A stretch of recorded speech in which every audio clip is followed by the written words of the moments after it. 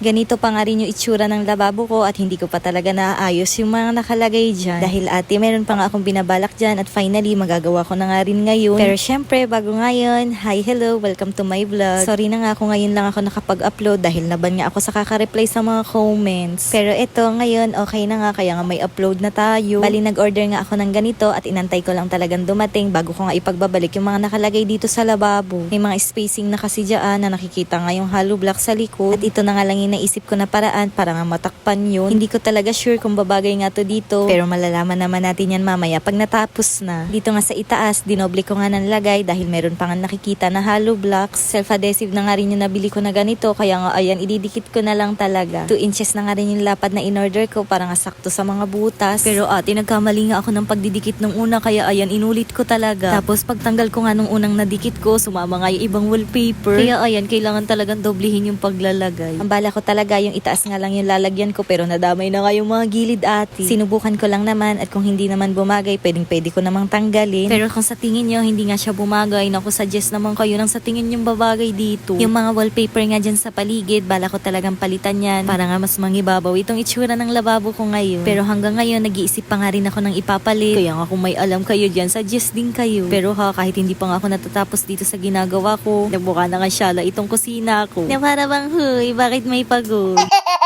Actually, napapanood ko nga lang talaga to sa mga mommy vlogger na mahilig ang mag-DIY. Dalawa nga yung pumasok sa isip ko na pwede ko nga ilagay dito. At una talaga yung wallpaper na pang lining. Pero baka hindi nga bumagay kaya nga ganito na lang yung in-order ko. Grabe, hanggang ngayon talaga gandang-ganda ako sa lababo ko dahil para talaga siyang naka-tiles. Meron pa nga nag-comment na kung hindi ko nga daw in-upload yung pagdidikit ko nga ng vinyl, mapagkakamalan nga daw talaga nila tong naka-tiles. Sa bawat sides nga nitong lababo, nilagyan ko na nga rin. Tapos dinobli ko lang dito sa harapan. Dito naman sa pinakagilid, tig-isa nga lang dahil hindi na nga yan tutupiin. Dito nga rin sa lababo, naisipan ko nga rin lagyan. At kung dumikit man siya sa hindi, naku bahala na nga siya dyan.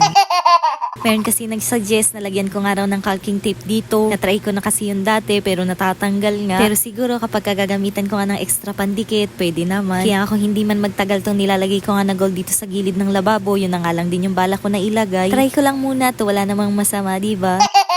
Bali, dinoble ko nga lang din ang paglalagay dito dahil medyo mataas nga tong lababo ko. Tapos bago nga ako magdikit, syempre sinusukat ko na nga muna tapos pinuputol ko na rin. Nahihirapan kasi ako magdikit kapag sobrang haba kaya ayan, sinasakto ko na nga lang sa pagdidikitan. Susme, 28 na pero yung kalendaryo ko 21 pa din.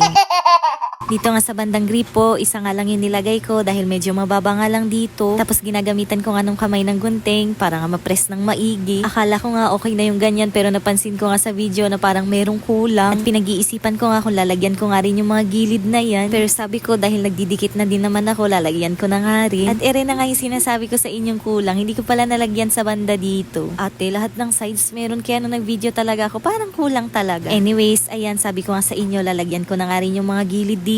Bali, sinukat ko nga muna kung gano'n nga kahaba yung kakailanganin ko. Tapos ginipit ko na nga rin. Tapos yung kamay nga rin ng gunting yung pinang-press ko para nga lapat na lapat yung pagkakadikit. O diba, lahat talaga nilagyan ng pagol. Ano sa tingin yung mga mima? Bumagay ba? O na-overload naman sa pagol? Naku, bumagay man siya sa hindi. Pag nanawa ako, matatanggal din yan siya.